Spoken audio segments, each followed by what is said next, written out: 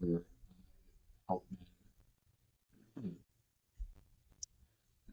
where help uh, where help men get seen and remembered through the lens of their style. That includes being seen and remembered by others, as well as seeing themselves and remembering who they are. This week, we're going to be diving a little bit deeper into my viral Alex Hormozi post, which is right now nearing 300,000 impressions, which is pretty big for me. I think that's pretty big for most creators on LinkedIn. Pretty big for me, and almost 800 comments, and it just keeps going. It's like it's a week old, and it just will not stop. Last week, I went through some insights into not specific comments, but some of the themes that I saw coming up across comments in the comment section, and this week I'd like to continue that. So without further ado, let's dive into it. Once again, this is the I Help Men Dress Better podcast. I'm Shlomo Hamnick, and we are going to dive into some of the trends that I saw in the comment section of my viral Alex Hormozi style post. So just for review, let's look back at the post, and I'm going to screen share that, and we will get there. Here we go. So first things first. Now we should be able to see, here we go, we should be able to see the post. So it's this lovely picture of the wonderful Alex Hormozi, and the caption says, "What does this outfit communicate to you? What do you think about Alex Hormozi's style? Is he intentional? And if you think that what you're wearing doesn't mean anything, I'm not for you.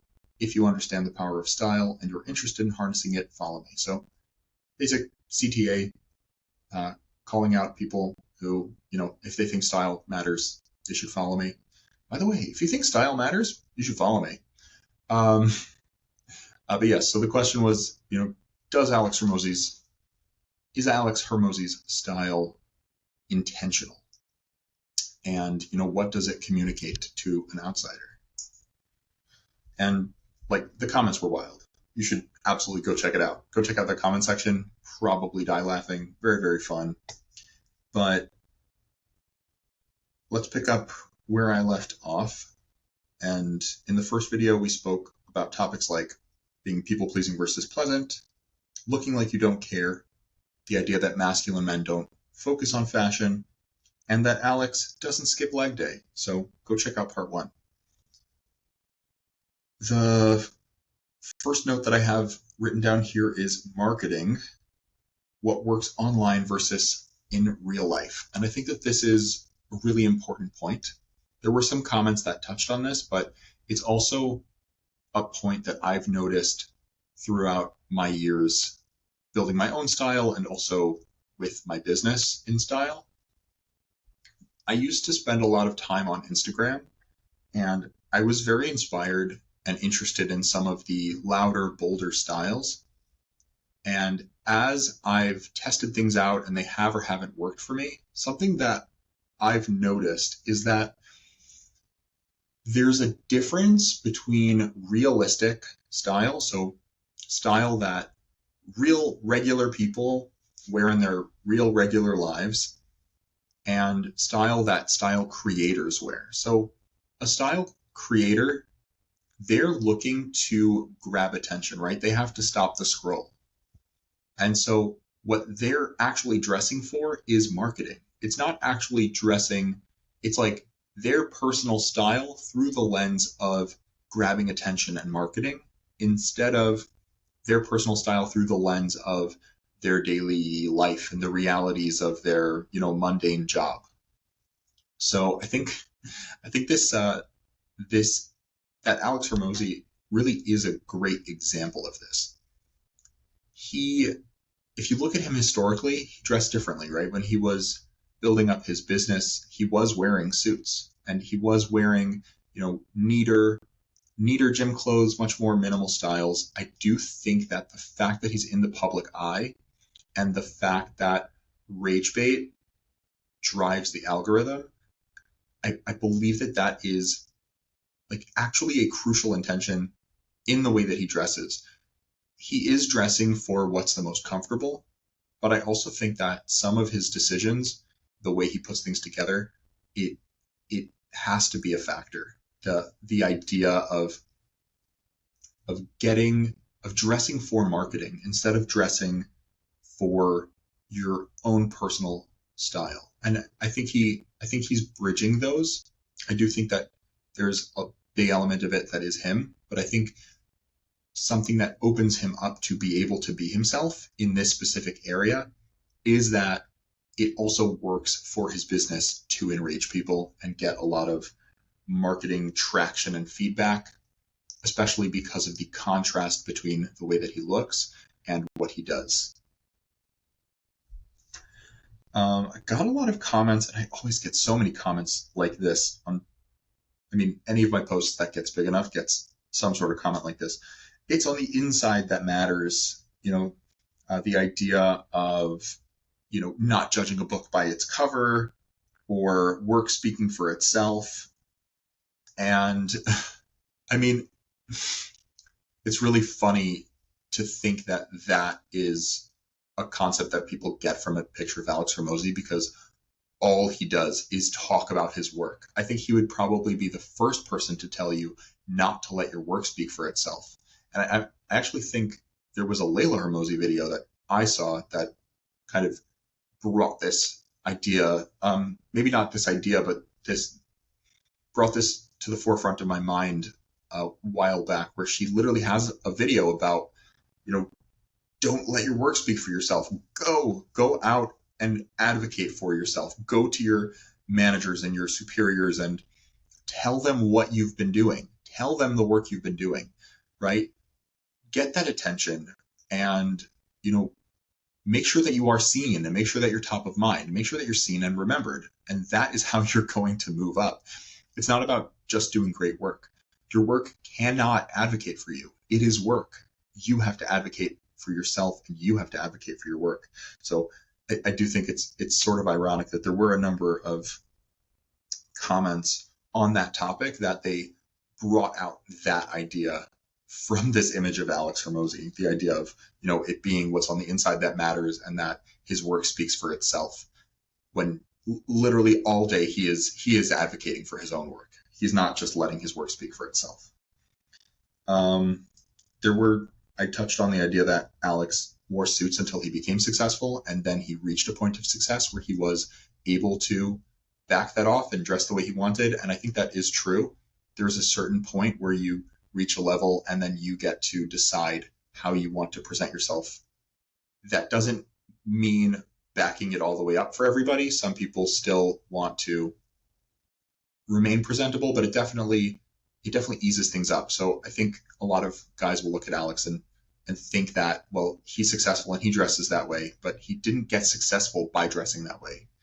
It was the byproduct. That freedom was the byproduct of success that he absolutely followed, very tight rules and guidelines to get to. So yeah, he did not get here by breaking the rules. He got here by being exceptionally boring and following all the rules. And he says that over and over and over again in his content.